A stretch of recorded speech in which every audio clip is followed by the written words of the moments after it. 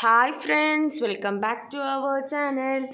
5ാം ക്ലാസ്സിൻ്റെ social science ക്ലാസ്സിലേക്ക് എല്ലാ കൂട്ടുകാർക്കും സ്വാഗതം. അപ്പോൾ നാളെ കൂട്ടുകാർക്ക് സോഷ്യൽ സയൻസ് ഓണം എക്സാമാണ്. അപ്പോൾ അതിൻ്റെ കുറച്ച് ഇമ്പോർട്ടൻ്റ് ആയിട്ടുള്ള ക്വസ്റ്റ്യൻസ് ആണ് നമ്മളിവിടെ ഡിസ്കസ് ചെയ്യുന്നത്.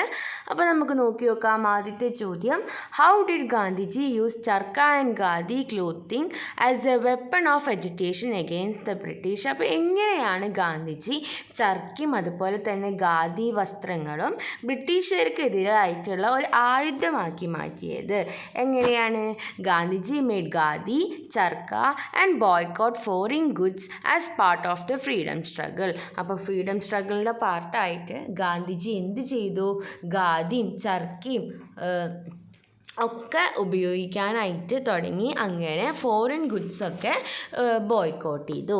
He encouraged khadi clothes made by spinning in the charkha and exhorted people to wear khadi clothes. അപ്പോൾ എന്താണ്?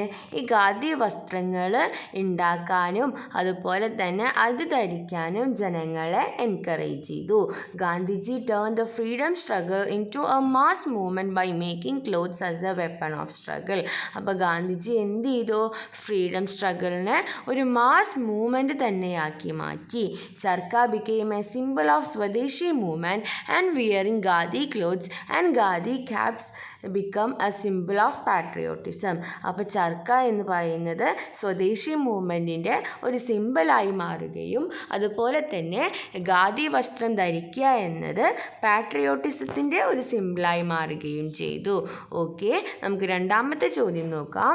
What were the changes brought about in human life following the domestication of animals and plants? അപ്പോൾ ഈ വീട്ടിൽ എന്താ ആനിമൽസിനെയും അതുപോലെ തന്നെ പ്ലാന്റ്സും ഒക്കെ ഉണ്ടാക്കാനായിട്ട് തുടങ്ങി. അപ്പോൾ എന്തൊക്കെ ചേഞ്ചസ് ആണ് മനുഷ്യന്മാരുടെ ഹ്യൂമൻ ലൈഫിൽ വന്നത്? എന്തൊക്കെയാണ്? Domestication of animals and plants allowed people to produce more food. അപ്പോൾ എന്താണ്? കുറേ മോറായിട്ടുള്ള കുറേ ഫുഡ് ഉണ്ടാക്കാൻ പറ്റി. They could stay in one place and build permanent homes. അപ്പോൾ ഒരു സ്ഥലത്ത് നിന്നിട്ട് അവിടെ തന്നെ ഒരു പെർമനൻറ്റ് ഹൗസ് എന്ന കൺസെപ്റ്റിലേക്ക് വന്നു. Domestication of animals helped farming work easier. അപ്പോൾ എന്താണ്? വീട്ടിൽ തന്നെ ആനിമൽസിനൊക്കെ ഡൊമസ്റ്റിക്കേറ്റ് ചെയ്യുമ്പോൾ അത് എന്തുണ്ടാക്കി? ഫാമിംഗ് വർക്ക്സിനൊക്കെ ഒന്നും കൂടി എളുപ്പമാക്കി. Settling in one place led to the development of villages and towns. അപ്പോൾ ഒരു പ്ലേസിൽ തന്നെ ഇങ്ങനെ സെറ്റിൽ ചെയ്യുമ്പോൾ അതെന്താണ്? അത് വില്ലേജ് ഉണ്ടാക്കാനും ടൗൺ ഉണ്ടാക്കാനും ഒക്കെ ഹെൽപ്പ് ചെയ്തു. ഓക്കെ, ഇനി നെക്സ്റ്റ് നമുക്ക് നോക്കാം.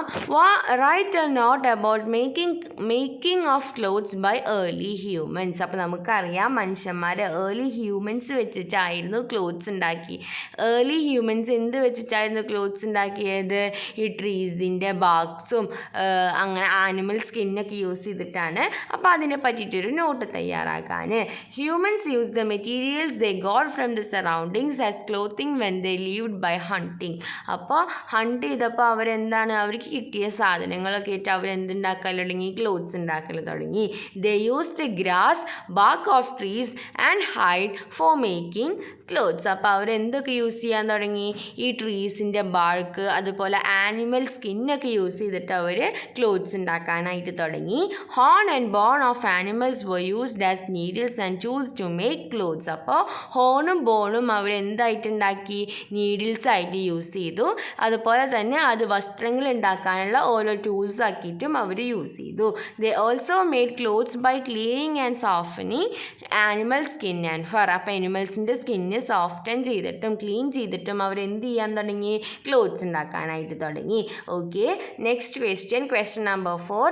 How might river banks have helped early humans to settle? Discuss. അപ്പോൾ എങ്ങനെയാണ് ഈ റിവർ ബാങ്ക്സ് ഏർലി ഹ്യൂമൻസിനെ ഒരു സ്ഥലത്ത് സെറ്റിൽ ആവാൻ സഹായിച്ചത്? എങ്ങനെയാണ്? Favourable condition for agriculture. അപ്പോൾ ഈ റിവർ ബാങ്ക്സിൻ്റെ അവിടെയായിരിക്കും എന്ത്? നമുക്ക് കൃഷി ചെയ്യാൻ അനുയോജ്യമായിട്ടുള്ള condition. Availability plenty of water, വെള്ളത്തിൻ്റെ അവൈലബിലിറ്റി, ഫെർട്ടൈൽ സോയിൽ, എന്താണ് നല്ല ഫെർട്ടിലിറ്റി ഉള്ള soil, favourable condition, animals were tamed and reared, plenty of food, transportation, protection from enemies. അപ്പോൾ ഇത്രയും ഫാക്ടേഴ്സ് കാരണമാണ് ഏർലി ഹ്യൂമൻസ് എവിടെ സെറ്റിൽ ചെയ്യാൻ തുടങ്ങിയത്? റിവർ ബാങ്ക്സിൻ്റെ അവിടെ സെറ്റിൽ ചെയ്യാൻ തുടങ്ങിയത്. ഓക്കെ, ദെൻ അവർ next question number 5, write a note about the history of cloth making. Cloth മേക്കിങ്ങിൻ്റെ ഹിസ്റ്ററിനെ കുറിച്ചിട്ടൊരു നോട്ട് തയ്യാറാക്കാൻ. In the early days clothes were made by hand using yarns from cotton and jute. അപ്പോൾ പണ്ടുള്ള കാലങ്ങളിൽ നമ്മൾ clothes ഉണ്ടാക്കിയത് എങ്ങനെയായിരുന്നു? കോട്ടണിൽ നിന്നും ജൂട്ടിൽ നിന്നും കിട്ടുന്ന യാൺ യൂസ് ചെയ്തിട്ടായിരുന്നു നമ്മൾ ക്ലോത്ത്സ് ഉണ്ടാക്കിയിരുന്നത്. The method of making clothes using wooden looms was developed later. പിന്നീട് അതിനുശേഷം വന്ന ടെക്നോളജിയാണ് എന്ത്? വുഡൻ ലൂംസിൽ നിന്ന് ക്ലോത്ത്സ് ഉണ്ടാക്കുക എന്നുള്ള മെത്തേഡ് വന്നു. The increase in the need of clothing led to the invention of weaving equipment. അപ്പോൾ ജനങ്ങൾക്ക് എന്താ ഒരുപാട് ക്ലോത്ത്സ് ആവശ്യമായി വന്നു. അപ്പോൾ അതാണ് ഈ ജനങ്ങളുടെ ആവശ്യമാണ് എന്തുണ്ടാക്കിയത്? പിന്നെ അടുത്തതാണ് വീവിങ് എക്യുപ്മെൻറ്റിൻ്റെ കണ്ടുപിടുത്തം വന്നത്. അതായത് നെയ്യാനായിട്ട് തുടങ്ങി. The invention of handloom was a breakthrough in the field of cloth manufacturing. അപ്പോൾ ഈ വസ്ത്രത്തിൻ്റെ മാനുഫാക്ചറിങ്ങിൽ ഒരു വലിയ ഒരു എന്താണ് ഈ ഹാൻഡ്ലൂം കണ്ടുപിടിച്ചതിലൂടെ വലിയ ഒരു മാറ്റമാണ് വന്നത്. Clothes were colour with a dye made from indigo plant. Indigo പ്ലാന്റിൽ നിന്നുണ്ടാക്കിയിട്ടുള്ള ഒരു ഡൈ യൂസ് ചെയ്തിട്ട് ഈ ക്ലോത്ത്സ് ഒക്കെ കളർ ചെയ്യാനായിട്ട് തുടങ്ങി. The progress in science has led to the invention of new machine such as spinning jenny. അപ്പോൾ സയൻസും ഇങ്ങനെ ഡെവലപ്പ് ചെയ്തുകൊണ്ടിരിക്കുകയാണ്. അപ്പോൾ പുതിയതായിട്ടുള്ള ഒരു മെഷീൻ കണ്ടുപിടിച്ചു, അതാണ് spinning jenny. The rise in population increase the demand for clothing. അപ്പോൾ എന്താണ്? ജനങ്ങൾ കൂടിയതോടെ ക്ലോത്ത്സിൻ്റെ ഡിമാൻഡും വർദ്ധിച്ചു. The handloom was later replaced by the powerloom. പിന്നീട് ഹാൻഡ്ലൂം റീപ്ലേസ് ചെയ്തിട്ട് അവിടെ വന്നതാരാണ്? പവർലൂമാണ്. അപ്പോൾ ഇതാണ് നമ്മുടെ വസ്ത്രത്തിൻ്റെ ഒരു ജേർണി എന്ന് പറയുന്നത്. Moving on to our 6th question, how did the expansion of trade led to the exchange of food items between distant lands? അപ്പോൾ എങ്ങനെയാണ് ഈ ട്രേഡ് ഈ ഫുഡ് ഐറ്റംസിൻ്റെ എക്സ്ചേഞ്ചിന് ഒരുവിധം കാരണമായത് നോക്കി നോക്കാം. The exchange of food items was not confined to any particular region. അപ്പോൾ ഈ ഫുഡിൻ്റെ എക്സ്ചേഞ്ച് എന്ന് പറയുമ്പോൾ പെർട്ടിക്കുലർ ആയിട്ടൊരു റീജിയൻ അങ്ങനെയൊന്നുമില്ല. This exchange spread across the lands. അപ്പോൾ ആ ലാൻഡിൽ എവിടെയാണെന്ന് വെച്ചാൽ അവിടെ സ്പ്രെഡിങ് നടക്കും. The exchange of food items is going on. In addition to trade, people travel to different parts of the world for employment, education, leisure etcetera, making this exchange more widespread. അപ്പോൾ എന്താണ്? ട്രേഡിൻ്റെ ഭാഗമായിട്ടും അതുപോലെ എംപ്ലോയ്മെൻറ്റിൻ്റെ ഭാഗമായിട്ടും എഡ്യൂക്കേഷൻ്റെ ഭാഗമായിട്ടും ലെഷറിൻ്റെ ഭാഗമായിട്ടും ഇവർ പല പല സ്ഥലത്തേക്ക് പോകുമ്പോൾ അവിടെ നിന്നൊക്കെ എന്ത് നടക്കും?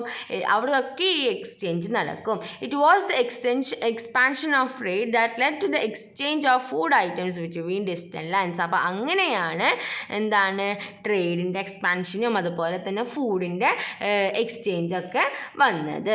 ഇനി next, what are the changes brought by the use of machinery in the manufacturing of clothes. അപ്പോൾ ഈ ക്ലോത്ത്സിൻ്റെ മാനുഫാക്ചറിങ്ങിൽ മെഷീനറി വന്നപ്പോൾ എന്തെല്ലാം ചേഞ്ചസ് ആണ് ഉണ്ടായത്? ഇൻക്രീസ് ഇൻ പ്രൊഡക്ഷൻ ഓഫ് ക്ലോത്ത്സിൻ്റെ പ്രൊഡക്ഷൻ ഇൻക്രീസ് ചെയ്തു, ഹ്യൂമൻ ലേബർ കുറഞ്ഞു, ദെൻ എന്താ ക്ലോത്ത്സ് പല പല ഡൈവേഴ്സിറ്റി ഇൻ ക്ലോത്ത്സ് വന്നു, ദെൻ ക്വാളിറ്റി ക്ലോത്ത്സ് വന്നു, spread of clothing, reduced labour cost, increase production speed. അപ്പോൾ ഇത്രയും ഗുണങ്ങളാണ് വന്നത്. ഓക്കെ, ഇനി നമ്മുടെ next question, write a note about the national food security act 2013. National food security act 2013 എന്നതിനെ കുറിച്ചൊരു നോട്ട് തയ്യാറാക്കാൻ. എന്തൊക്കെയാണ്? The national food security act came into force in India in 2013. അപ്പോൾ 2013 ഇത് നിലവിൽ വന്നത്. The objective of this act is to ensure food security for all. അപ്പോൾ എല്ലാവർക്കും ഭക്ഷ്യസുരക്ഷ ഉറപ്പുവരുത്തുക എന്നതായിരുന്നു ഇതിൻ്റെ objective a strong public distribution system exist in our country with this object. അപ്പോൾ ഒരു സ്ട്രോങ് ആയിട്ടുള്ള ഡിസ്ട്രിബ്യൂഷൻ സിസ്റ്റം നമ്മുടെ കൺട്രിയിൽ ഇതുമായി ബേസ് ചെയ്തിട്ട് ഉണ്ട്. ഇനി next last question, what are agricultural employments and non agricultural employments? എന്തായിരുന്നു? Agricultural employment is a work done using the natural resources such as cultivation of plants for food and fibre production, animal husbandry and pisciculture etc. Agriculture plays an important role in Indian economy. അപ്പോൾ agricultural employments എന്ന് പറഞ്ഞാൽ natural resources വെച്ചിട്ട് നമ്മൾ എന്താ ഓരോന്ന് ചെയ്യില്ലേ. For example എന്താണ് fibre production, animal husbandry, pisciculture. അപ്പോൾ ഇത്തരത്തിലുള്ളതിനെയാണ് നമ്മൾ എന്ത് പറയുന്നത്? അഗ്രികൾച്ചറൽ എംപ്ലോയ്മെൻറ്റ്സ് എന്ന് പറയുന്നത്. ഇനി അടുത്തത് നോൺ അഗ്രികൾച്ചറൽ എംപ്ലോയ്മെൻ്റ് എന്താണെന്നാണ് അടുത്തത് കൊടുത്തിട്ടുള്ളത്. All kinds of employments that are not included in agricultural employments can be considered as non agricultural employments. Different types of services and employments related to industrial production are non agricultural employments. അപ്പോൾ agricultural എംപ്ലോയ്മെൻറ്റ്സിൽ പെടാത്ത ബാക്കി ഉള്ളത് എല്ലാം എന്താണ്? Non agricultural employments ആണ്. Okay, അപ്പോൾ ഇത്രയും ക്വസ്റ്റ്യൻസ് ആണ് ഇവിടെ ഡിസ്കസ് ചെയ്യാൻ ഉദ്ദേശിക്കുന്നത്. അപ്പോൾ ഈ പറഞ്ഞ കാര്യങ്ങളൊക്കെ കൂട്ടുകാർക്ക് യൂസ്ഫുൾ ആയെന്ന് വിചാരിക്കുന്നു. Thanks for watching.